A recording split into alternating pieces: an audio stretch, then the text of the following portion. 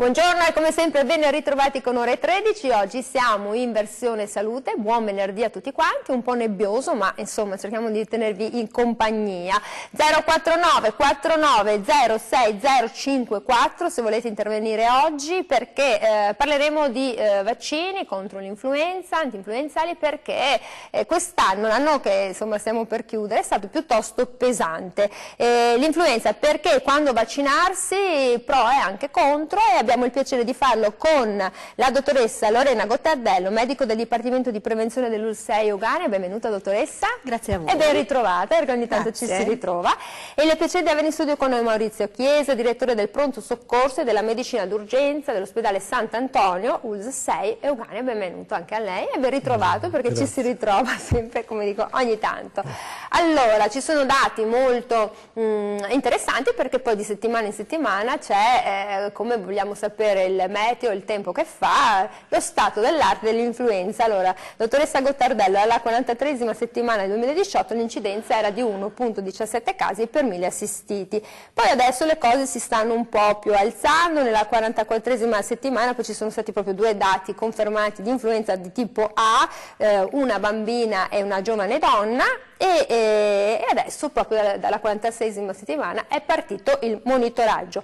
Vi voglio solo ricordare che l'influenza 2017-2018 ha messo a letto complessivamente 8,7 milioni di italiani ed è stata piuttosto pesante. Magari avevano pensato, mentre avevano così un po' di dolori, che potevano vaccinarsi. Dottoressa Gottardello? Certo. Sì, infatti l'anno scorso è stata una delle epidemie più importanti degli ultimi 15 anni.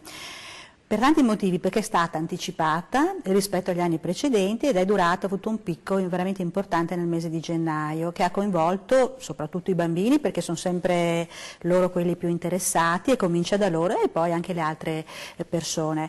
Sì, normalmente si pensa che un'epidemia coinvolga dall'8 al 10% della popolazione in generale, che non è proprio poco, perché se mettiamo insieme tutta la regione, tutta l'ULSS, insomma, sono tante persone che si ammalano.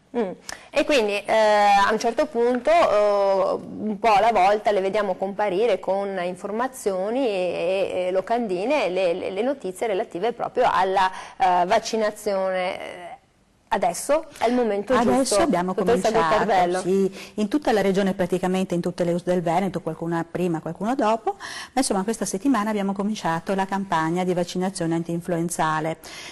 Ci siamo preparati per 15 giorni, nel senso che ci abbiamo impiegato 15 giorni dalla metà di ottobre fino al 1° di novembre a distribuire il vaccino negli ambulatori dei medici di medicina generale, dei pediatri di famiglia che l'hanno richiesto, nelle nostre sedi vaccinali, che sono veramente tante, possiamo anche dire, ma insomma sono pubblicate sul sito internet della ULSS-6 Euganea.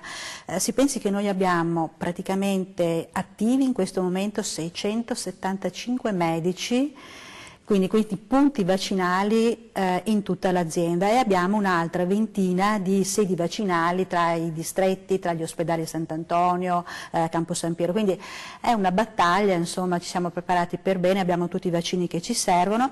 La novità, se necessario, ne compreremo ancora, perché il direttore ha detto che se è necessario mi scusi Gottardello, ce ne sono in distribuzione 164.000 dosi e vediamo lì il direttore dell'ULSS-Euganea che è stato da noi e lo salutiamo caramente, Domenico Scibetta, che si è sottoposto alla vaccinazione, che è come un pizzichettino, perché c'è anche a casa qualcuno che magari si impaurisce all'idea di avere di fare un'iniezione e vedere l'ago. No, è una cosa tranquilla. No, l'ago è veramente piccolissimo perché è di qualche centimetro, ma è finissimo, uno non se ne accorge neanche. Io l'ho fatto, da anni che lo faccio, non me ne accorgo mai. Quello poi l'abbiamo fatto tutti, quindi ecco, facciamo outing in questa direzione, siamo testimoni diretti. Allora, cosa è successo? Poi, perché mi piace poi contestualizzare la cosa. Il problema è che quando poi ci si ammala, ci sono questi picchi, succede che il pronto soccorso va in delirio. E ricordo che nell'anno passato ci sono state 13 milioni di accessi globalmente in Italia al pronto soccorso e il 20% di questi non erano necessari. Magari si vaccinavano, non venivano, perché poi ci sono tutte le conseguenze del caso, perché insomma sono casi molto gravi. Allora, direttore. Gli accessi in coincidenza con l'epidemia influenzale ovviamente incrementano. In parte sono dovuti alla vera e propria malattia influenza, perché molto spesso dà una febbre assai elevata, artromialgia, cefalea, e quindi i pazienti richiedono, come dire, un approfondimento per la loro situazione e per il loro stato febbrile. Però quello che poi preoccupa maggiormente sono le complicanze che si associano a questa malattia di tipo virale. E anche l'anno scorso abbiamo avuto, ad esempio, numerosissime infezioni batteriche delle vie aeree, quindi broncopolmoniti, polmoniti, faringotonsilliti, sinusiti, con pazienti anche, e questi sono generalmente quelli che hanno delle malattie di base più importanti e gravi, con quadri clinici molto, molto importanti e significativi, insufficienze respiratorie, che quindi necessitano anche di monitoraggio, di trattamenti particolari, ventilazioni non invasive o addirittura invasive, quindi come dire, i quadri clinici vanno dalla, diciamo, semplice e banale quadro infettivo virale legato all'influenza a complicazioni di tipo batterico, e in questi casi ovviamente il pronto soccorso diciamo che è la sede alla quale ci si riferisce molto spesso in urgenza per come dire, chiarire il quadro clinico, anche se va detto che quando si è affetti da una influenza sarebbe meglio magari starsene a casa e come dire, passare a domicilio questa infezione, perché poi si diventa veicolo anche diciamo, messi sposa, diciamo di sì, e quindi diventa complicato. Mi riallaccio a quello che ha detto lei, direttore, perché l'anno appena passato ci sono stati tra l'altro 744 casi gravissimi, di cui 15 donne in gravidanza, e 160 sono le persone globalmente che sono morte. Non si pensa mai che l'influenza possa arrivare anche al decesso, ma magari c'è un caso di comorbosità, quindi di sicuro patologie diverse, difficili, però insomma 160 morti sono un numero. Non sono assolutamente pochi, come dice giustamente lei, spesso si tratta di persone che hanno anche altre patologie. Allora le altre patologie che mettono a rischio anche i pazienti affetti anche da una semplice, come dire, influenza sono coloro che hanno malattie cardiovascolari, sono che hanno malattie respiratorie, pazienti che magari hanno un diabete, oppure che sono in una condizione di immunodepressione anche per patologie o trattamenti magari come le neoplasie e i trattamenti a questo legati, insomma, quindi queste sono le persone a maggior rischio e sono le persone per le quali è indicata soprattutto una vaccinazione. Allora, vi ricordo che siamo in diretta 049 49 06 054, siamo a disposizione, siamo con il direttore del pronto soccorso e medicina d'urgenza del Sant'Antonio dell'ULSS 6 Euganea, Maurizio Chiesa, e con la dottoressa Lorena Gottardello, medico del Dipartimento di Prevenzione dell'ULSS sempre 6 Euganea. Siamo a disposizione se avete delle domande da porre, volete delle informazioni, avete anche qualche dubbio, perché non è detto insomma, che tutti insomma, conoscano bene la questione del vaccino. Allora, dottoressa, chi si può e chi si deve vaccinare? Mettiamola così. Chi si può? Beh, intanto praticamente le persone che hanno qualche malattia, l'ha già detto il dottore, poi tutte le persone anziane che hanno un'età, anziana è una parola grossa, insomma hanno un'età superiore ai 65 anni. Esperte. Sì, perché dico a mio papà 65 anni, insomma è come dice anziano, un po' così. Comunque tutte le persone che hanno un'età superiore ai 65 anni. Poi un'altra categoria, prima ha accennato alle donne in gravidanza.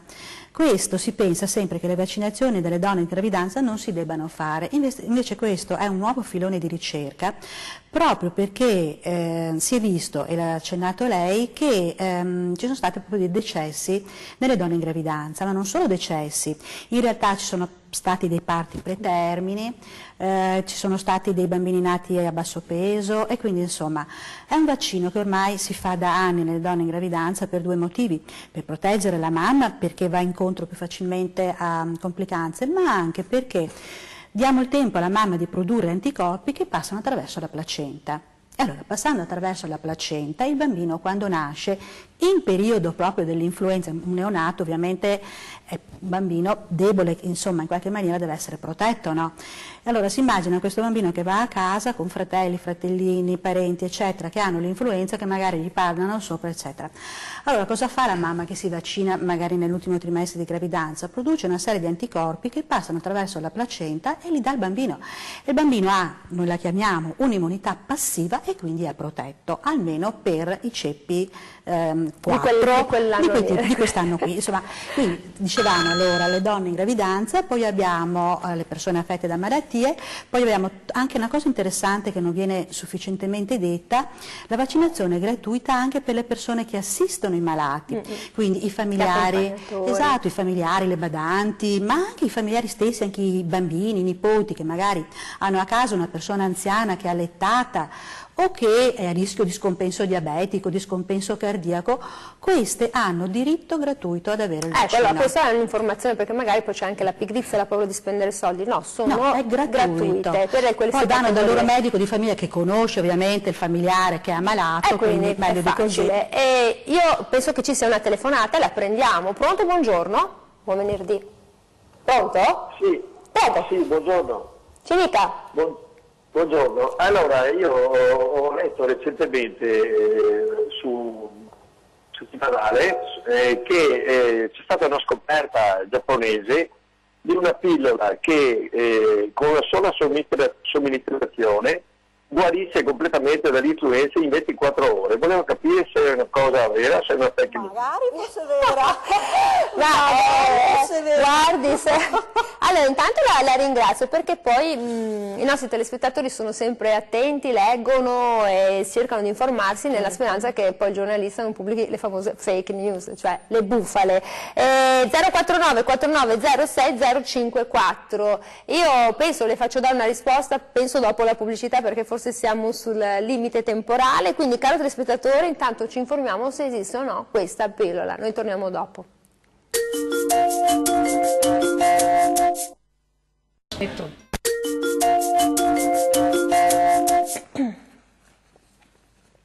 Eccoci qui, siamo tornati in diretta 049 4906 054. C'è già una telefonata, stiamo parlando dell'influenza perché quando vaccinarsi, i pro e magari chi non si deve vaccinare, perché poi ci sono anche magari delle categorie che non si possono vaccinare. Noi abbiamo in sospeso una risposta al telespettatore sulla pillola magica che daremo, nel senso che lui dice ho letto che i giapponesi stanno studiando, però prendo già subito un'altra telefonata e così diamo una risposta magari multipla. Pronto? Buongiorno. Pronto, buongiorno. Prego. Mi chiamo Anna, ho 85 anni, vorrei un'informazione sul vaccino pneumococcico, da che età si inizia e quando si finisce, e che malattie comporta. Il vaccino, va bene. Malattie comporta. Guardi, allora signora Anna, lei aspetti e le diamo una risposta subito dopo la famosa pillola magica dei giapponesi. Metto giù il telefono. Sì, così non c'ho, grazie signora Anna, così mettendo giù lascia libera la linea, magari qualcun altro telefona. 049 4906 054. Allora, mi allaccio a quello che ci ha detto il nostro telespettatore su questa pillola. Allora, un'inchiesta di Federchimica. Cosa usano gli italiani che si ammalano? Il 58,5% fa automedicazione con farmaci da banco, il 38,7% i rimedi della nonna, il brodo caldo, il tè, tisane, spremuta, il vin cotto, il latte, il miele, forse anche la pillola giapponese e pensate purtroppo quasi il 21% gli antibiotici. Diamo una risposta a questa pillola dei giapponesi? Sì, della pillola giapponese non sono ancora a conoscenza, ma probabilmente ci saranno delle ricerche nel tentativo di individuare una terapia per malattie virali, perché ricordiamo che l'influenza non complicata è una malattia virale. Allora, esistono alcune sostanze che hanno una capacità, come dire, antivirale per malattie specifiche, ad esempio per l'herpes zoster, piuttosto che per l'herpes simplex, piuttosto che per il virus dell'immunodeficienza, però per l'influenza non esistono ancora rimedi di questo tipo. Come malattia virale il comportamento da avere è quello di effettuare una terapia sintomatica, quindi il paziente deve rimanere a riposo, a casa, non affaticarsi, alimentarsi e idratarsi in maniera adeguata e poi assumere dei farmaci antipiretici in buona sostanza, di cui quello che tutti noi abbiamo in casa, il paracetamolo, è sicuramente il più utilizzato. Gli antibiotici, e questo facendo anche un po' riferimento alla statistica di cui parlava lei, dottoressa, gli antibiotici vanno riservati per le vere e proprie complicanze della malattia, quindi se una persona sviluppa una bronchite come effetto di sovrapposizione ad una influenza, allora è corretto trattare la bronchite o altre complicanze che si dovessero realizzare. Darli tout gli antibiotici credo che a lungo andare sono, diciamo, più gli effetti negativi di questo comportamento, magari non sulla persona in particolare ma in senso generale, che non gli aspetti positivi. E poi dopo la farmacoresistenza ce la racconta l'Organizzazione Mondiale della Sanità con un delirio nel 2050. E si sta realizzando. Soprattutto poi anche nell'ospedale, poi ci sono queste sacche importanti di resistenza. Io prendo un'altra telefonata e poi rispondiamo alla signora Anna, perché è importante. Pronto, buongiorno. Buongiorno Daniela. Buongiorno. Allora, volevo chiedere alla dottoressa Bottardello perché nonostante qualcuno si vaccini si ammala lo stesso dopo. Appena ha fatto il vaccino la settimana dopo è ammalato. Perché non sono proprio efficaci come li puticidano. Buongiorno. Grazie, io penso che la dottoressa vi darà una risposta dei 15 giorni. No, allora, prima rispondiamo alla signora. Allora, rispondiamo al 049 49 06 054. Diamo tempo al tempo. La signora Anna, di 85 anni, dice se il vaccino gli porta qualche malattia, tra l'altro, e poi se aveva quel vaccino sul pneumococco. Sì, e chiedeva informazioni sul vaccino pneumococco. Il vaccino pneumococco è un vaccino che ormai stiamo facendo dal 2001, viene offerto praticamente gratuitamente a tutte le persone che compiono 65 anni. Cosa facciamo noi delle varie aziende? Mandiamo un invito alle persone che compiono quest'anno nati nel 53, l'anno prossimo sarà il 54, eccetera, e gli diciamo vieni a fare nei nostri ambulatori la vaccinazione contro il pneumococco, perché poi è gratuita. La Regione Veneto è da anni che la fa e continua a farlo, e poi noi la facciamo e la svolgiamo nell'arco dell'intero anno, quindi da gennaio in questo periodo settembre-ottobre. La possono fare anche le persone che magari in passato non hanno voluto farla perché non erano informati, perché insomma che ci hanno ripensato, per cui possono andare al distretto, la prenotano e viene fatta la vaccinazione contro il pneumococco. Perché è importante farlo? Mi scusi, ma contro che malattia combattiamo? Perché è importante farlo? Contro un batterio che si chiama proprio pneumococco pneumonie. È praticamente quel batterio che per esempio complica un'influenza. È quel batterio che magari dà polmoniti importanti, che per carità vanno trattati con l'antibiotico, e in quel caso, riprendendo il discorso col dottore, effettivamente bisogna fare l'antibiotico. Ma questa è una parte delle malattie che dà. Dà anche altre malattie che sono più pericolose. Adesso non voglio spaventare la signora perché non è giusto, insomma. Però le altre malattie che... Oh, mi scusate. Vabbè, la diretta è anche bella.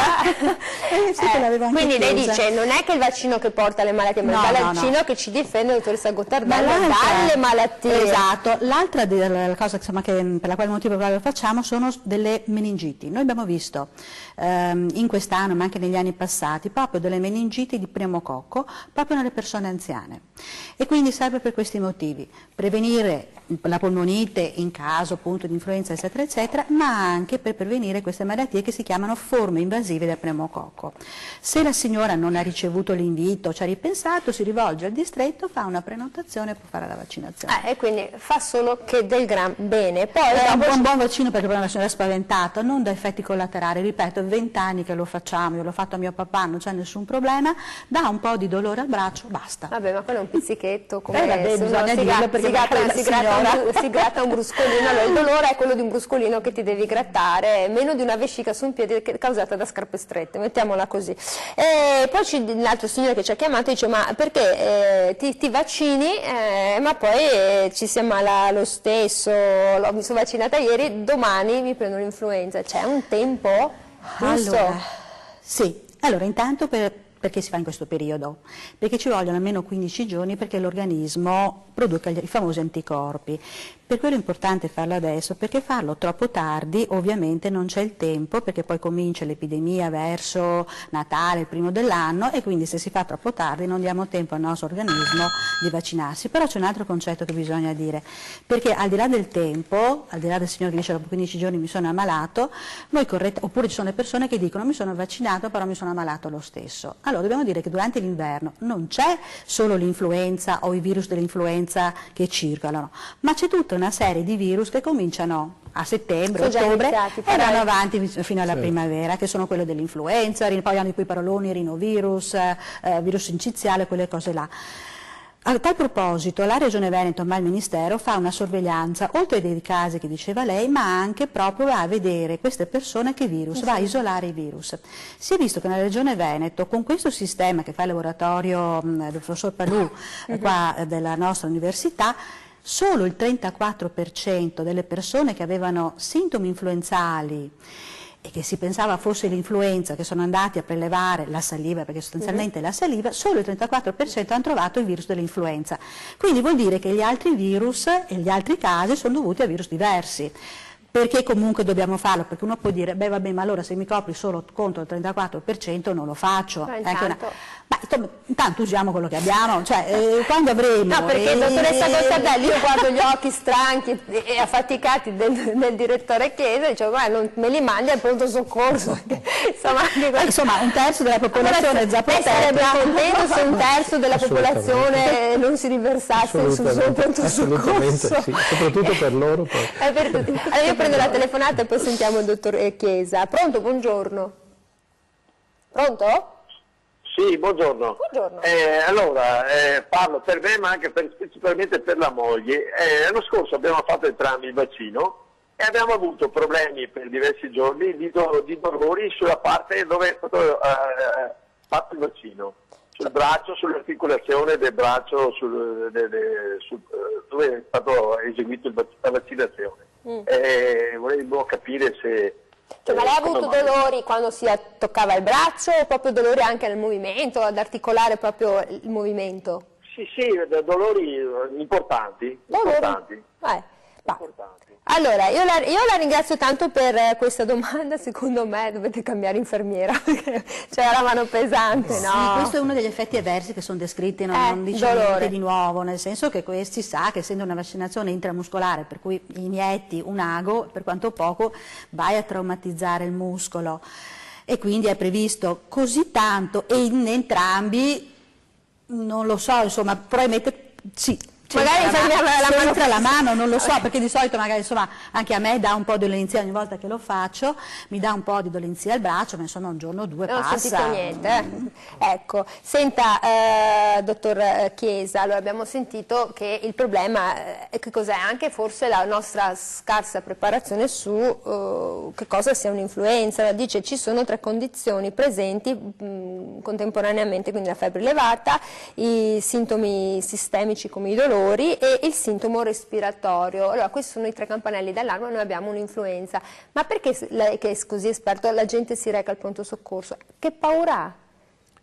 Intanto è una condizione di disagio perché può avere anche una temperatura assai elevata, 39-40 gradi centigradi, e quindi poi le malattie non sono così magari chiare nella loro manifestazione, quindi il paziente può pensare di avere altre patologie, magari un'infezione, una polmonite, una broncopolmonite, piuttosto che una malattia virale. Quindi credo che comunque in presenza di questi sintomi una valutazione da parte di un medico debba essere effettuata. Ecco, l'indicazione, appunto, come dicevo, sarebbe quella di rimanere a domicilio ed essere sottoposto ad una visita domiciliare, perché si può, recandosi in un pronto soccorso o in un'altra struttura ambulatoriale, anche la sala d'aspetto del proprio medico, si può essere veicolo di infezione e quindi trasferirla. Ed è il motivo per cui, magari suscitando anche un po' qualche preoccupazione da parte degli utenti, spesso noi applichiamo una mascherina ai soggetti che arrivano in pronto soccorso e che allegano i disturbi a cui lei si riferiva, quindi febbre elevata, tosse, rinorrea, no? Applichiamo una mascherina per evitare che disseminino, diffondano la malattia stessa. Ecco, quindi questo è molto importante, anzi è una delle cose che si suggerisce di fare anche per gli altri familiari, per magari i nipotini piccoli che vengono a visitare i nonni, insomma comunque per gli altri familiari, quella di evitare di disseminare la malattia con le secrezioni, perché sappiamo benissimo che si trasmette attraverso le secrezioni, certo. Insomma, questa quindi, malattia. Questo diventa un contatto, lavarsi bene le mani. Dottore, quante volte si lava le mani? Beh, dico, dovremmo lavarcele ad ogni paziente. Ecco. Cioè, dopo ogni visita che effettuiamo dovremmo lavarci le mani. Ma quei gel funzionano? Sì, assolutamente, sono gel alcolici che abbiamo in ogni ambulatorio, per cui effettivamente quello può essere il sostitutivo di lavarsi le mani in maniera corretta, perché c'è tutta una metodologia per lavarsi le mani. Adesso me la faccio raccontare durante la pubblicità dal direttore Chiesa. 049 49 06054, ci vuole l'infermiera con la mano di piuma. Torniamo dopo. Polesana.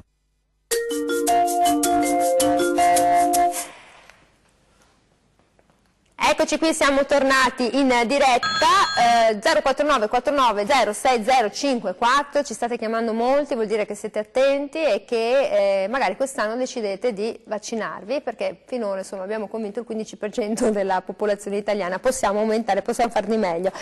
Pronto, buongiorno. Pronto? Sì, buongiorno. Prego. Buongiorno, io mi chiamo Marica e sono una ragazza affetta da endometriosi, adenomiosi e fibromialgia. Siccome sono malato cronico, mi hanno detto che fare il vaccino dell'influenza è di inevitabile importanza. Volevo chiedere cortesemente al dottore se devo farlo e perché è così fondamentale. Ma quanti anni ha, signora Marica, scusi? Io ne ho 39. Giovane. Allora, c'è qualcosa che volete sapere dalla signora Marica, che magari vi basta così, questa indicazione? Io credo, non è proprio una categoria strettamente prevista dalla circolare, però se la signora sta male e ha questi problemi, io credo che ne debba parlare col suo medico di famiglia, e poi il suo medico di famiglia sicuramente la saprà consigliare, e in questo caso io insomma la farei. Allora, un consiglio ce la fa anche perché gli hanno detto che è fondamentale che lo faccia per una malattia cronica. Sì, quindi... sì, ripeto, per l'età eccetera, però insomma io la farei. Ecco. Allora, siccome voglio riallacciarmi alla questione prima, poi bisogna raccontare le cose fatte bene con chiarezza, a noi ci piace far chiarezza, è chiaro che si può andare dal piccolo dolore, perché ci sono anche delle reazioni avverse, per quello che bisogna aspettare lì del tempo, giusto, quando ci si vaccina, possono essere? No, le reazioni sono quelle locali che abbiamo detto, sì. Quindi lo diceva il signore prima, ci può essere dolore, un gonfiore, rossore, che però normalmente nel giro di 2-3 giorni, farla grande, di solito scompare. Poi in qualche raro caso può dare qualche linea di febbre, un po' di malessere che dura qualche giorno, poi basta, questi sono gli effetti avversi. Ci sono però delle precauzioni da prendere, che sono ovviamente, se uno ha una malattia acuta in quel momento, cioè la febbre, sta male, insomma, aspetta quella settimana, 15 giorni, 3 settimane perché insomma gli passino i sintomi, proprio perché insomma le vaccinazioni vanno rimandate in questi casi. E l'altra controindicazione che proprio non va fatto è chi ha un'allergia ma importante, cioè ha avuto lo shock anafilattico mangiando l'uovo. perché nella costruzione praticamente sono costruiti, sono allevati, sono costruiti, sono coltivati, si dice, nelle uova. Tutti i virus devono essere moltiplicati, perché per farne tanti bisogna moltiplicarli, e quindi vengono coltivati nelle uova, però ci deve essere un'allergia veramente, uno ha avuto uno shock anafilattico, perché sennò normalmente il vaccino si fa dappertutto. Poi ci sono delle persone che hanno delle immunodepressioni importanti. Non è strettamente controindicato il vaccino anche nelle persone che prendono dei farmaci immunosoppressivi, è che serve a poco, perché l'organismo non è in grado di produrre gli anticorpi, è troppo debole, non ha la forza per reagire al vaccino, quindi è pressoché inutile. Per quello bisogna, in questi casi, quando si convive, operatori sanitari, familiari, con persone che hanno malattie proprio di immunodepressione, è importante che si vaccinino le persone che gli stanno accanto, proprio per evitare che l'influenza gli arrivi in casa, gli arrivi mentre ha bisogno di assistenza. Chiaro, allora si vive di quello che abbiamo sentito nominare molto negli anni, del famoso effetto gregge, del quale hanno goduto tutti i nostri figli, per fortuna finora. Io prendo un'altra telefonata, ricordo il numero 049 49 06054. Pronto, buongiorno. Dario della provincia di Trento, buongiorno. Dario dalla provincia di Trento, ci dica tutto. Mi colpiva l'affermazione fatta poco fa del professore, dottoressa, sul fatto che solo il 34% di malati di influenza, probabilmente influenza, in realtà il virus influenzale sia stato trovato solo nel 34% di malati.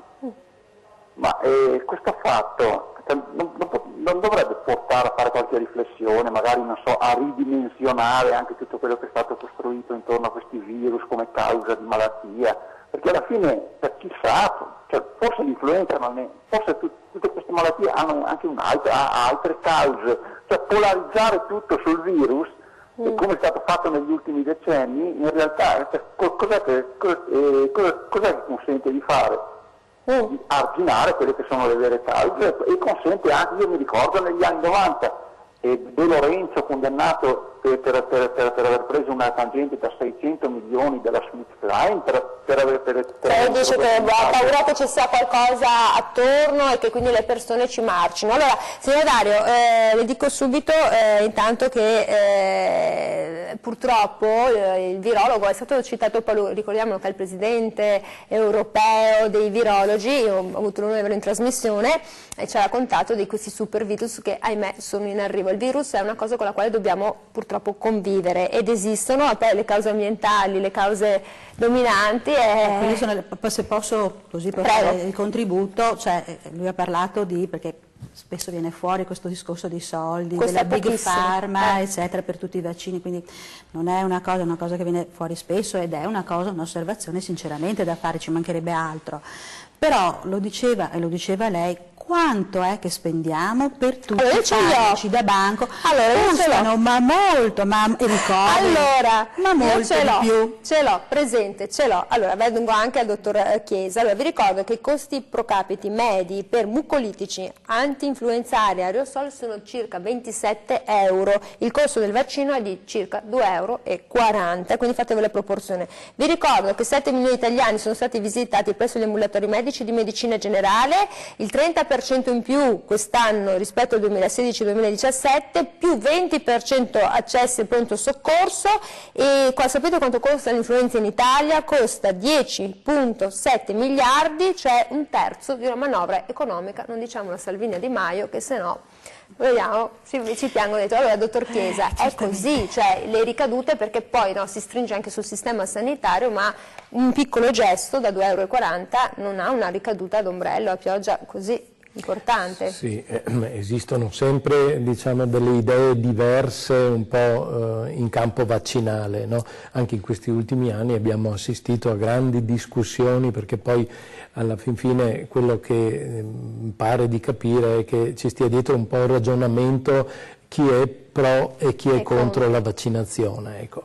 Allora, ovviamente la classe medica nel suo insieme, anche se poi ci sono anche qui delle idee magari diverse, isolate, però la classe medica nel suo insieme propende ovviamente per le vaccinazioni, non solo e non tanto per l'influenza, ma anche per altre malattie. Per esempio io ho avuto la sfortuna di vedere qualche caso di tetano conclamato e vi assicuro che basta vederne uno per capire che per il tetano bisogna vaccinarsi e quella è la vera prevenzione da fare. Perché ci siamo dimenticati? C'è tutta una fascia di popolazione, c'è una fascia di popolazione, quella più anziana per esempio, che la vaccinazione antitetanica non l'ha fatta, non l'ha mai fatta, e il tetano lo si può contrarre potando le rose. Voglio dire, non è necessario avere grandi contatti, voglio dire, con terra, eccetera. Ecco. Allora, ho fatto questo esempio per dire che, insomma, effettivamente da alcune malattie è giusto che ci vacciniamo, e ritengo che anche l'influenza, perché ha un'alta diffusibilità questa malattia, cioè quando inizia a circolare, no? È facilissimo che diventi a livello epidemico, che quindi coinvolga la maggior parte della popolazione, anche senza pensare a virus dei quali si pensa che in futuro, voglio dire, perché mutano i virus e quindi le vaccinazioni possono essere efficaci se il virus è conosciuto, ma per virus che mutano evidentemente questo non si può ipotizzare. Il ragionamento che faceva prima la dottoressa Gottardello è che di 100 persone malate poi si è riscontrato che solo 34 avevano il vero virus influenzale, ma gli altri 66 avevano altre infezioni, per le quali, dico io, sfortunatamente magari non siamo in grado di allestire dei vaccini, però insomma, potrebbe essere questo il futuro. Quando si va nei paesi in Africa dove si richiedono le vaccinazioni malariche, sai che coprirà il 20%, però ci vai lo stesso, cioè questo allora è un rischio, no, che uno mette in conto. Io prendo la telefonata, madonna, adesso con ste rose viene uno l'ansia, sempre guantini in giardino, pronto, buongiorno. Pronto, buongiorno. Prego. Sono Michele da Verona e volevo chiedere, recandomi in farmacia, mi hanno dato la possibilità di scegliere tra un vaccino trivalente o quadrivalente, vaccino anti-influenzale. E tra l'altro quello quadrivalente costa più del doppio. Sì. E quando fare quello trivalente e quando fare quello quadrivalente? Allora, signor Michele, intanto io la ringrazio per averci chiamato. Allora, io purtroppo devo andare in pubblicità, però le faccio dare subito, immediatamente una risposta, appena ritorniamo, così le danno informazioni, perché è una cosa che ho chiesto anch'io, perché devo vaccinare i miei figli. Torniamo dopo la pubblicità. Signor Michele, stia con noi, 049 4906 054, a dopo.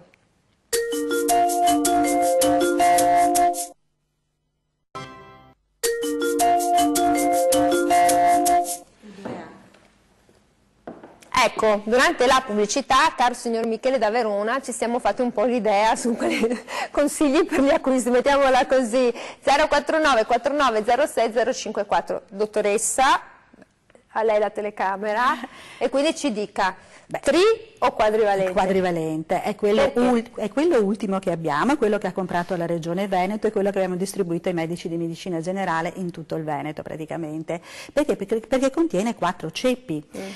Tri vuol dire 3 ceppi, 2 di tipo A e 1 di tipo B. Quadri, 4 ceppi, 2 di tipo A e 2 di tipo B, quindi 1 B in più, diciamo, rispetto al trivalente. Ed è quello, diciamo il quarto B, è quello che l'anno scorso ha fatto tutto quel picco importante, vi ricordate che c'erano i pronti soccorsi intasati, eccetera, eccetera, eccetera, ed è quello che ha fatto i disastri l'anno scorso. Quindi quest'anno hanno detto basta, non come l'anno scorso, adesso invece di 3, e infatti l'anno scorso usavamo il trivalente, adesso il 4. Quindi stiamo usando tutta la regione. Senta, signor Michele, è andato in farmacia, costa un po' di più, però insomma più l'ha comprato l'ULS, le hanno comprato le aziende sanitarie di tutto il Veneto, quindi insomma. Vabbè, allora, senta, ha capito la differenza. Io prendo un'altra telefonata. Pronto, buongiorno. Pronto? Pronto? Prego, buongiorno. Buongiorno.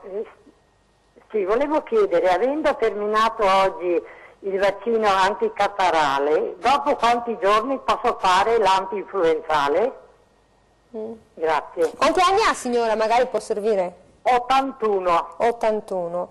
Signora, grazie intanto, grazie. Allora, chi risponde? Quando vuole. Quando vuole. Quando vuole. Allora, Farlo signora quando vuole. può farlo anche se sta oggi. bene, se non ha problemi in questo momento, eccetera, eccetera, può farlo quando vuole. Una cosa non esclude l'altra. Non esclude l'altra. Senta, dottor Chiesa, come ha sentito poi c'è questo problema, no? Il fatto di sempre andare a intasare questi pronto soccorso, e l'ideale certo sarebbe poter contare sempre su un medico a disposizione, ma non è sempre così, insomma, orari, contratti e tutto. Quando è che davvero una persona non si deve recare al pronto soccorso e può portare un po' di pazienza? Magari stai male tanto, però lei che è esperto. Non è facile dare una risposta a una domanda del genere. Allora, è un po', secondo me, un errore parlare di accessi inappropriati in pronto soccorso, perché quando una persona ha una problematica sanitaria, che sia grande o piccola, la avverte come importante, ecco, e quindi tenta di avere una risposta al suo problema sanitario. Ecco. Il pronto soccorso ovviamente offre una risposta H24 tutti i giorni della settimana, cosa che altre strutture sanitarie non sono in grado di dare. Ecco. Allora, io credo che quando si tratta di patologie marcatamente trascurabili, di scarsa importanza o che possono avere una risposta anche differita, sarebbe opportuno attendere altre figure sanitarie, magari il medico. Ma quando lei dice differita, generale, nel senso che una persona insomma, fa un po' una media e può aspettare 24 ore, il giorno dopo, cioè appunto, in questo senso differita, in questo senso differita. Poi ci sono alcuni quadri clinici che ovviamente meritano un accesso immediato e diretto al pronto soccorso.